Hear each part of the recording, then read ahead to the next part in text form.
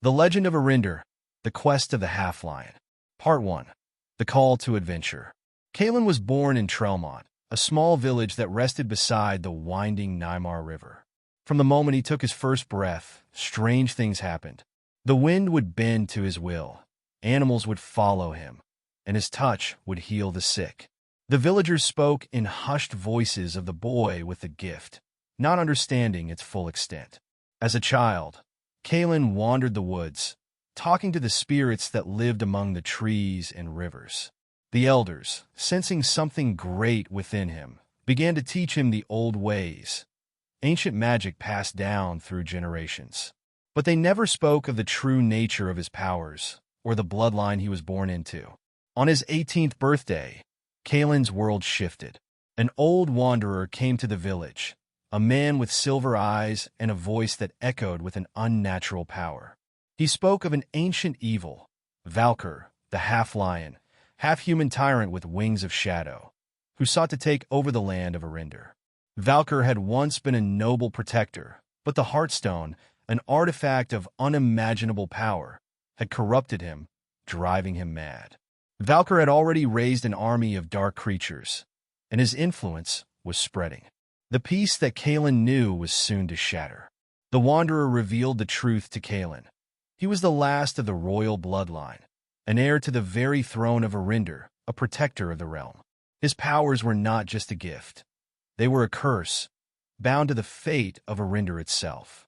It was his destiny to stop Valkar, but to do so, he would need to unlock the full potential of his powers and find the one artifact that could truly stop the Heartstone, the Lumenstone. Reluctantly, Kaelan set out on his journey, knowing that the world he loved would soon be consumed by war if he did not act. Part 2. The Journey Through Eryndor. Kaelan traveled through the dense Everwood, meeting creatures that were as wondrous as they were dangerous. First, he encountered Elira, the last siren, who guarded the Vale of Despair. Elira was a creature of beauty and sorrow, capable of luring travelers into the mist to lose their memories forever. But Kaelan, with his silvery eyes, proved immune to her song, and she saw something in him, something ancient. "You are more than you know," she told him. "There is a shadow in your heart, Kaelan, one that will either save this land or destroy it. Do not let your power blind you, for the Heartstone has twisted many hearts before yours." As they parted ways, Kaelan thanked her for her guidance. The journey ahead was perilous, and the road grew darker with each step. In the mountain range of Rythar, Kaelan met Thorn, a giant who could transform into stone. Thorn had once been a warrior of Eryndor, but after the fall of the kingdom, he had turned to stone to guard the lost city of Arkathel. When Kaelan explained his purpose, Thorn agreed to join him, for he too had seen the rising darkness. Valkar's madness knows no bounds. "We have one chance to stop him," Thorn said, his voice like the rumble of thunder. They crossed deserts where mirages twisted reality and swam through rivers that could turn flesh to ice. Each trial brought Kaelan closer to unlocking his true potential. He began to wield the magic of the land, bending the elements, calling upon ancient creatures, and even glimpsing the future in his dreams. But with each victory came more questions. What was the truth behind the Heartstone? Why had Valkar fallen into darkness? And most importantly, who was Kaelan really? Part 3. The Heartstone's Curse. After many weeks of travel, they arrived at the Black Fortress, Valkar's stronghold, which stood like a broken tooth in the center of a corrupted land. The air was thick with smoke and shadow, and the ground beneath their feet trembled with the restless spirits of fallen warriors. The land itself seemed to weep in the presence of Valkar's power. As they approached, Kaelan felt a pull, a dark energy that beckoned him closer. He had never felt such an overpowering force before. It was as though the Heartstone itself was calling to him, urging him to embrace its power. He could feel his own power growing, but also his inner darkness, a hunger for control, a desire to dominate the land and reshape it in his image. But then, as if answering his internal struggle, the girl from his dreams appeared before him. Her eyes glowed like stars in the night sky. You are the key, she whispered, her voice filled with both hope and sorrow. But so is he. She gestured toward Valkar, who stood at the top of the fortress, his dark wings spread wide. His eyes locked onto Kaelan, and for the first time, Kaelan saw the man that Valkar once was, a protector, a noble soul who had fallen victim to the Heartstone's corruption. You don't have to do this, Kaelan, Valkar called down, his voice thunderous but tinged with regret. The power you seek is already within you. Join me.